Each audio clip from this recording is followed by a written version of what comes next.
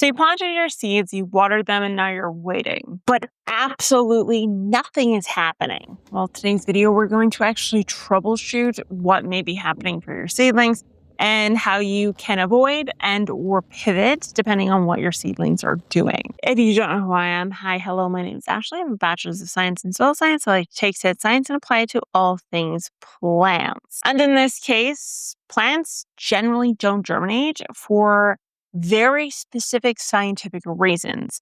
It's limited to water, oxygen, temperature, age, and sometimes light signaling. So despite popular belief, seeds are very much alive biologically. They're doing a lot of things throughout their dormancy, if you will. And this is why over time seeds will degrade and over time will not germinate. Examples of very short-lived seeds can include things like onions, parsley, and parsnips. Long-lived seeds, however, can include things like tomatoes, beans, and species. The viability of your seed will change, drop, or be extended depending on the temperature along with the humidity. So first off, what you want to do is actually Google what seeds you've started and approximately what their age range is for how long they are viable for. Next step, if you don't want to do that, is to do what we call a viability or germination test. What you're going to do is you're going to take 10 seeds.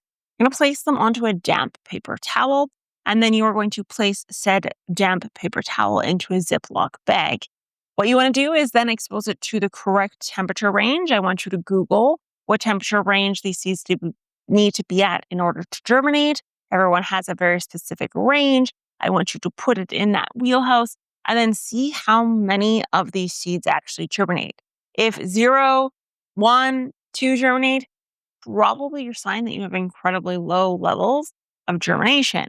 What we want to aim for is 8, 9, ideally 10 seeds to germinate. Anything less than that, we need to take into consideration how many we choose to plant in our seed starting setups. This brings me into my next one, which is temperature. Turns out seeds are incredibly sensitive to temperatures. Soil temp thermometers are hugely important if we're going to plant directly outdoors. If we're not going to plant directly outdoors, things like heat mats can also help, particularly ones with dials that allow us to choose the temperatures or to direct the temperatures correctly. Peppers, for example, at an absolute minimum have to be at 15 degrees Celsius. Ideally, if we want high levels of germination, quick levels of germination, we want to aim somewhere for between 25 to 30 degrees Celsius. Lettuce, on the other hand, can germinate around 18 degrees Celsius, but will have a full hard stop at 27 degrees Celsius. So if you decide to put them in the same tray, put them on the same heat mat, you actually may not have any lettuce seeds that germinate. So the tactical fix here is, again, to actually Google what the range is for temperature that your plants need to germinate at. I have an entire video on heat mats. You can check it out here. But the Coles Notes here is either heat mats with thermometers, warm windows, vents on the floor, and or tops of fridges near ovens, that sort of thing. Next up is actually oxygen levels. So this typically only takes place when we overwater. Seeds require oxygen in order to respire. Leaves respire, roots respire, and it turns out also the seeds. Waterlogged soils block oxygen diffusion from going into the seed itself. Without oxygen, respiration stops, energy production stops, and overall germination stops. Your soil should feel kind of like a wrung out sponge when you actually go to put the seeds in. You don't want it mucky, and you sure as heck don't want to be able to squeeze it and have water come out the bottom. When it comes to seed starting mixes, we oftentimes don't see a lot of perlite, or the perlite we see is very tiny. And this is great for seed to soil contact, which is hugely important. However, it can also result in very waterlogged soils. So my recommendation here is actually to wet the soil, squeeze the soil out when it's in a separate bucket, then put it into the seed cell, do some light pressing to actually firm it up into the seed cell specifically. And then from there on out, I want you to mist it until the seed germinates. You can do some water watering, but don't do too much. Next up is actually planting depth, and this gets into the whole idea of light sensitivity. Lettuce, petunias, snapdragons, and begonias are all incredibly light sensitive. So if we bury them too deep, we end up with problems. Phytochrome phytoreceptors are triggered during germination. And if these seeds are buried, this trigger never arrives. So there are two ways to deal with these seeds accordingly if they are photosensitive. Number one is to pack the cells mostly and then do a fine light dusting of the actual seed starting mix. Option number two is to pack them in, put them on top, and then water them in. That's generally enough. My personal favorite, however, is the utilization of pure vermiculite. No soil at all, just vermiculite. The reason for this is because it actually allows for a substantial amount of light to penetrate through the entire cell. So vermiculite is very, very important when it comes to seeds germinating from a photosensitive perspective. Next up is seeds with extremely hard seed coatings. So the reason for these plants having these hard seed coatings, we're talking things like peas, beans, sweet peas, and nasturtiums, actually has a lot to do with how they natively were made.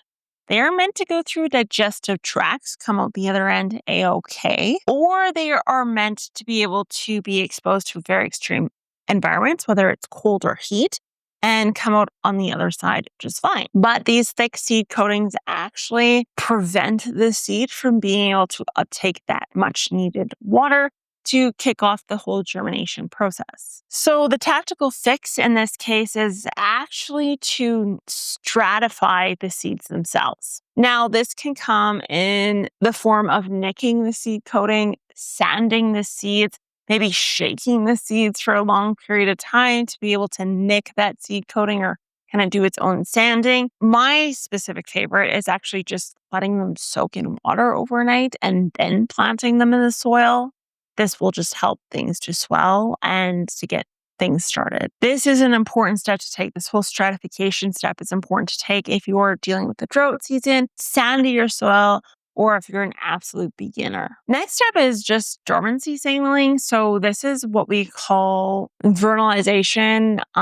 These are really common with things like lavender and rosemary, echinacea, milkweed. These all need excessive levels of cold in order to be kicked out of that dormancy and ultimately germinate. So what you want to do is actually put them in paper towel for 2 to 6 weeks inside of the fridge. Now, at times, sometimes, the seed packagings will say pre-stratified or cold stratified.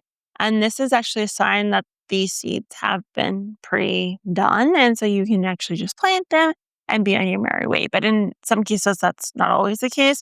So I actually encourage you to read the backs of your seed packages and then do what the seed package says to do. If you're a beginner, I actually would skip these seeds entirely and I would just go buy them from the greenhouse or the nursery because that's going to be your best bet. A lot less stressful. Next up is actually soil problems. So I have at times seen soils incredibly high in salinity or salt. And this is particularly true for coconut coir based seed starting mixes. And that is because of how coconut coir is made and the fact that salinity is needed in order for coconut coir to be formed and then brought to you as a consumer. Now, that doesn't mean all are the same quality or of the same caliber. There are many that rinse and don't have this issue, but at times it can happen. This osmotic pressure actually prevents water from entering into the seeds themselves. So if you're noting a lot of salt built up on the soil surface of your seed starting trays and very little to no germination, then that actually may be the sign that those seeds need to be rescued and then planted into something less slick. Or you may just need to start off from the beginning because at that point they may have already rotted. So rapid troubleshooting guide here is, are your seeds viable? Is the soil too wet? Are the seeds that you planted light sensitive? And is stratification or cold stratification required in order for these seeds to germinate? This should help you with your problem solving process. If you want to learn more on seed starting, then I suggest you start with this video here. And this is actually what Google says you should watch next based on what you've been searching. And I will talk to you guys next time. Bye.